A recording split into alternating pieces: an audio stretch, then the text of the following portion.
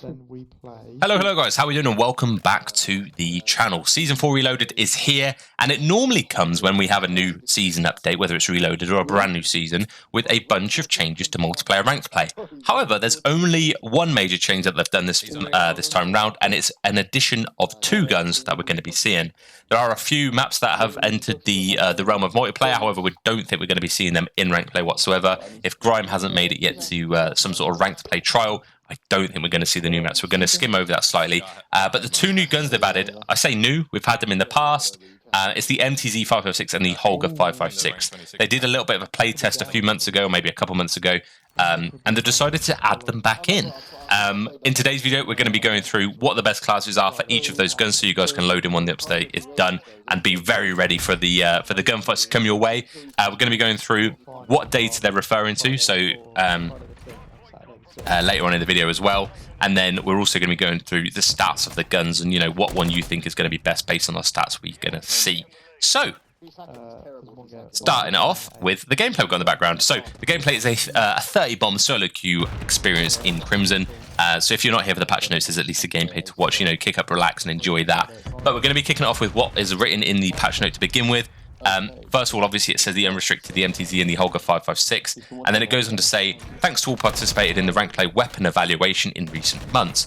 Based on the data we previously shared, we've made the decision to unrestrict an additional 2 assault rifles for use in multiplayer ranked play. We'll get on to the data they previously shared in a moment. We'll continue to monitor feedback for further opportunities to increase the variety of weapon usage in the competitive experience. So for me, that's a massive dub that they're happy to, you know, try things out. But I don't know about you guys, but it was a little bit of a rough ride when these guns were in. So we'll see how it looks out in a second. But the classes we've got, we're going to touch on the classes first. We're then going to go into the data they're referring to, and then go into what data the guns have behind them to hopefully make, like, you know, get you to pick which gun you're going to want to favour over the MCW, or just stick with the MCW. So first and foremost, we have the MTZ 556, which is as follows. So you can see we've got the Casus Brake, the Clinch Pro Barrel, the Bruin TR4 Assault Rifle, the MTZ Marauder Stock, and the Mark III Reflector. These are really good attachments. The only one I would potentially change is the Mark III Reflector. If you're happy with an iron sight, you could put on an underbarrel, maybe the DR6 or something like that, and take off the optic. But other than that, I'd keep everything as it is. Moving on to the Holger, again, it's going to be fairly similar. You've got the Cryos 6-match barrel, the Casus Brake muzzle again. You do have the DR6 hand stop this time. You have the optic because the iron sights are awful, but obviously you can use an optic of your choice as long as it doesn't hinder the ADS or any other statistics. And then finally, the RB Adult Assault Stock. So they're the classes I'd advise you to use. I used them a bunch when this went first through a playtest, and this is what I found to be best for myself. And a lot of people sort of had the same class. This is what you're going to be wanting to use when you load up. Now, at the start of the evaluation, before they did the evaluation, should I say, this was the pick rate of the initial guns in ranked play. So you can see it was heavily dominated by the MCW at 40%, was closely followed by the Swarm at 17%, and then the Rival at 15%. So you can see here the other guns sort of just got left in the lurch. However, the pick rate overall, once they deployed the new guns into the system, was a little bit more varied. Now, I don't think this is necessarily data they should use in the decision making, because people are just going to want to have tried the new guns, whether they're better or worse. So it's going to be a little bit skewed, but you can generally see it's a little bit more evenly distributed, which is what people tend to go for. They like a little bit more variation, and from a developer's perspective, they want to see the variation if possible. Going into the KD ratio of each gun we've got here, this is probably going to give you guys an idea of what guns performed best generally and what guns performed worse. So you can see right at the tip of the top, we've got all the new guns that they added in the playtest, but to bear in mind, the only ones that have been added again are the Holger and the MTZ, both of which are at the top. The Rams 9 and the BEP 50 have taken a little bit of a back step. They're not going to get re-entered in, as far as I'm aware, yet. And then you have the MCW at 1 KD, and then naturally you have the subs follow suit down below. Obviously, HRM 9 and the Swarm are no longer in contention, so the Striker and the Rival are the top 2 highest subs, essentially. But naturally, that's what's going to happen. ARs are generally going to perform better as the KD-wise because they're a little bit more slower paced. It suits the role. But we can see here that the Holger and the MTZ dominated the MCW as far as KD is concerned. At least when they did the evaluation. Now, the MCW, probably without these in, would have probably had a higher KD because they're shooting only against MCWs and rivals and potentially a striker. But it's important to note that the Holger and the MTZ performed very well during the original playtest.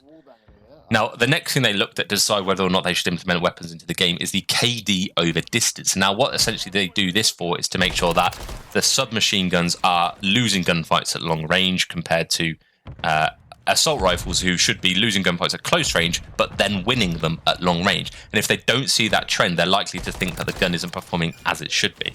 So if we take a look at the orange line, which is the BP50, sorry if you're colorblind, it's going to be a little bit of a struggle, but essentially the BP50 was one that we didn't see come back. And the reason for that is at close range, which is on the very far left here, it started at just above a 1 KD, and then eventually, and you know, it stayed at 1 KD no matter what the range. So for those of you who aren't quite clear on the graph, the vertical axis, the going upwards, is KD, and going from left to right, the x-axis, is how long range the gunfight was. So you can see the BP50, the orange line, maintained above a 1 KD ratio across the whole way. Now, the reason that's not going back is probably because of that, and no gun should be a do-it-all gun, and that definitely was. And we can see clearly here, using the data, that it was a do-it-all gun. We're then going to take a look at the MCW here, because, interestingly, that's the gun that we're using mostly now. The MCW is the bottom line on the left. It's the sort of the pink salmon-coloured line, and you can see it had the worst KD at close range, and then it was sort of tied with the Holger at the best KD at long range. So that's doing its part very well. And then the next two lines up, if we look at the left bit, are the MTZ and the Holger. So both of these, you can see, have a lower KD than 1 at close range, but as you get further and further out in the distance, they slowly climb to achieve really well at long-range gunfights, which sort of matches the pattern. It's in correlation to the MCW, which is probably why they've decided to add these two back in. Looking at the submachine guns, obviously this is interesting to see, of course, but you can see the submachine guns absolutely dominated those close range gunfights, the highest of which being the Ram 9, which unfortunately they have not given back. Well, not unfortunately, fortunately they've not pulled back in the rotation because they probably thought that was overperforming. Similarly to the Swarm, that was performing very well, and they have since taken it out. But if we look at the yellow line and the green line, that's the Striker 9 and the Rival 9. They're both fairly similar. They're about the 1.25, 1.2 mark of a KD at close range, but then they really, really, really drop off as soon as you get to the long range, getting, you know, not even a 1 KD at that long range. So, in short, that's perhaps why they put it in. If you have any questions about any of this, by the way, that I'm not making myself clear enough on, just shout down in the comments and I should be able to help you out or explain it a little bit more. That's pretty much all they've got to say on that as far as the data is concerned, but it's really, really interesting to see that they're happy to share that sort of information with us.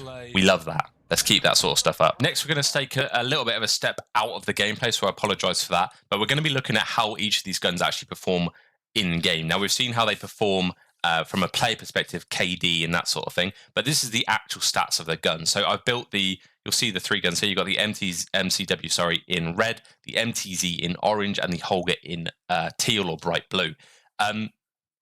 So this is with the attachments that I have advised. This with the attachments to the MCW that everyone uses. So this does include those attachments on it. In this, I've got bullet travel time, so it will include velocity, and then open bolt delay. So this is assuming you're both aiming in at the target. This is how you will kill first. So assuming all are headshots, it's very clear to see the Holger dominates, then the MTZ, then the MCW.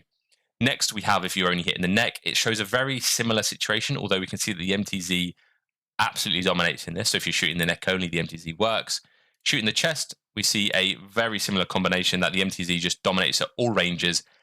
Then it's the Holger, bar this really small gap where the MCW is better than that, and then the MCW just remains the longest time to kill. Obviously, the higher up the graph, the slower it takes to kill, and the worse it is.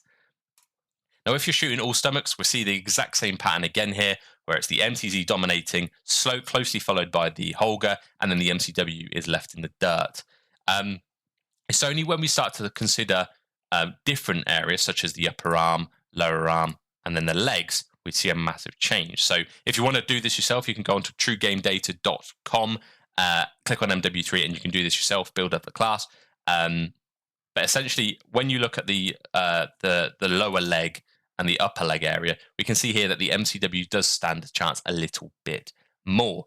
But still, we're seeing the MTZ, fastest time to kill, then it's either the MCW or the Holger, and then either, again, third place, the MCW or the Holger. So from these statistics, from a time to kill perspective, other than when it's headshots only, the MTZ seems to absolutely dominate. Obviously, this range is ideal.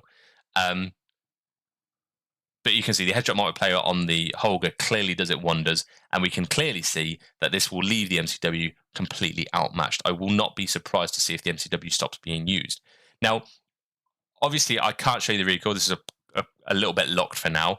But from a personal perspective, the Holger is a little bit bouncier. It does bounce a little bit left and right. And the MTZ, although it's a little bit of a faster fire rate than the Holger, it still is a little bit more on the horizontal recoil. The MCW is still the straightest shooting gun out of all three of these, but because of that, the other two just perform as a faster TTK. So if you're going to be able to shoot your shots for the Holger or the MTZ, I would definitely recommend using them over the MCW. But if you want really reliable shooting, the MCW is still going to be for you. We're going to have a quick look at the stat graphs now. So as you can see, the fire rate here, the MTZ is very high, which means it's going to be a little bit more forgiving. The MCW and the Holger are a little bit far behind, but the Holger's fire rate is really slow. They all have the same mag size. The reload time is a little bit lackluster for the MTZ, which is its downside, which helps with the balancing. But it's only marginally. It's not really going to make all the difference in the world. And then this is the biggest thing here. When we look at the ADS time, the MTZ is far quicker than both the guns. So it's even more, it's a more agile gun. It's a faster, I mean, if we look at sprint to fire time as well, it's clearly a lot less. But it's still got that decent gunshot and the decent time to kill at range. So this seems to be a real do-it-all gun. I'll be interested to see if everybody ends up using the MTZ just because of how powerful it is.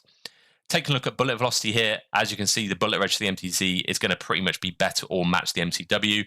And then the Holger is a little bit less, but that's fine. It's a straight shooter. That's all it should be doing. Movement speed-wise, even though the MTZ has the fastest ADS and sprint to fire time, it's actually the slowest moving speed gun, at least for the setup I've got currently. And as a result, you're going to be running a little bit slower than you would have the Holger or the MCW. But really, it's marginal. It's not going to make too much difference. Now, when we look at strafe speed, which is just here, which is ADS move, you can see the MTZ is the lowest it can be out of these three. Sorry, the Holger's best, and then it's the MCW. And then there's tons more here, which I could keep going on about. But essentially, the sprint speed, MTZ wins. Everything else looks relatively close. Obviously, the hip firing for the Holger is awful, so I'd avoid doing that at all points. And then I'm just think this is gonna pretty much end it there.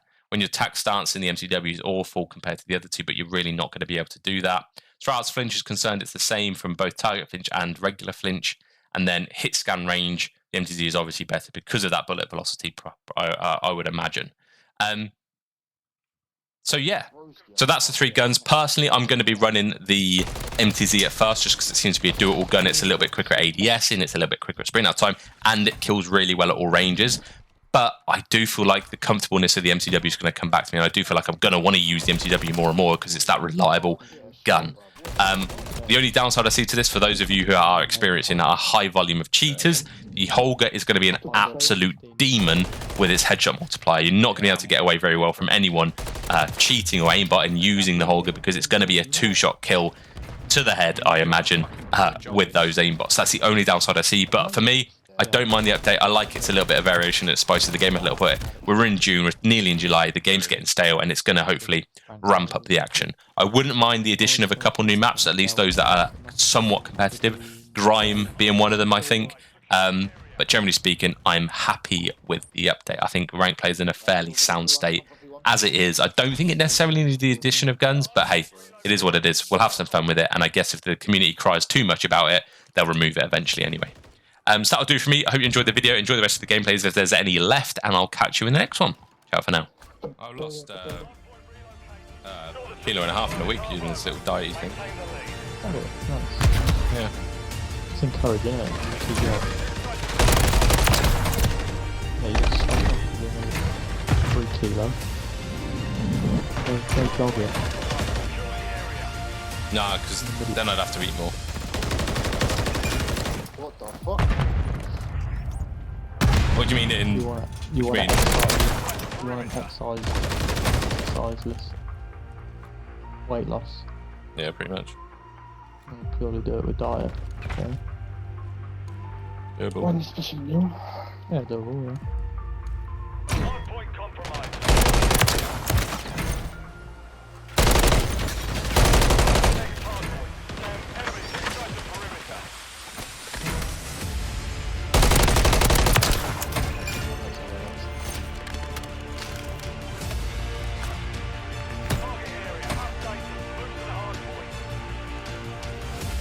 in like a fat deficit every day. No, no. He feels drained. He's not eating. No, Well, not not at all. Not at all.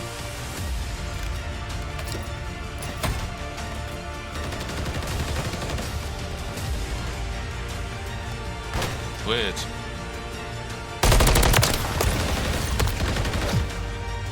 Hunt. Good.